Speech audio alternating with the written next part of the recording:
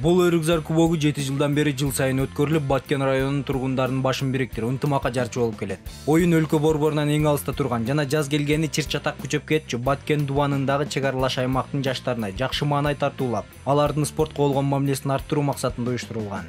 2013 жыл алгачкы турнирге Баткенден 32 команда келип, мындан сырткары Тажикстандын Баткенге чектеш Исфара районунун жашоочуларынан турган 2 команда да келип катышкан.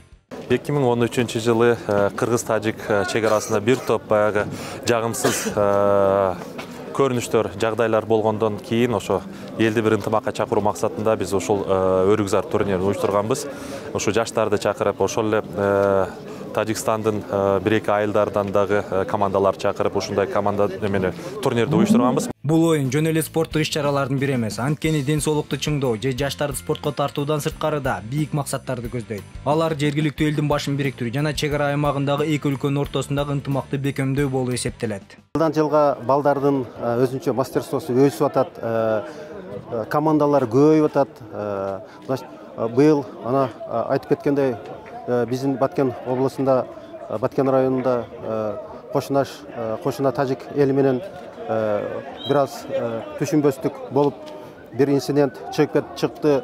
Быйыл ошо эл арасында дагы ынтымакчылыкты топтойлу эле деп 1-2 тажикстандык ошол айылдан командалары чакырышыптыр. Мелдеш жогорку деңгээлде өттү. Анда топ кубалаган жаштардын арасында ойнобосо дагы Баткендин аттуу баштуу атуулдарын көрүүгө болот. Алардын арасында эмгек жана социалдык өнүгүү министри Улукбек Кочкоров, Баткендин мурдагы губернатор Мамат Айбалаев өңдүү кыргыз саясатынын көрүнүктүү өкүлдөрүн да кезиктирүүгө болот.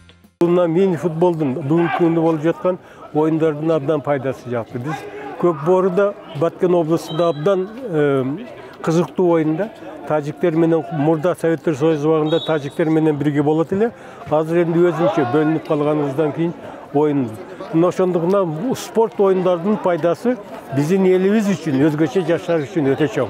Бул мелдешке катышкандардын көпчүлүгү Бишкекте окуу иштеп жүргөн баткендиктерден түзүлгөн. Бирок жолдун алыстыгына карабай, ат арытып Баткенден келип катышкандар дагы жок эмес. Турнирге быйыл жалпысынан 46 команда катышты.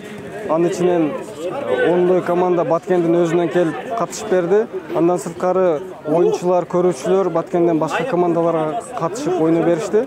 2 күндүк мелдештин жыйынтыгында 46 команданын мыктылары иргелип, баш байгүчүн Баткен шаарынын жана Кызыл Бел айылынын курама командалары ойношту.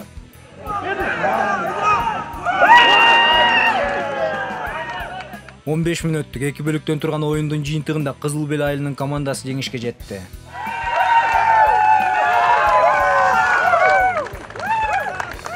Бирок Өрүкзар кубогуна Кызыл Белдиктер ээ болушканы менен жеңишке ынтымак, достук жетишти. Кенжебай Сатканалиев, Денис Курганов, 5 канал.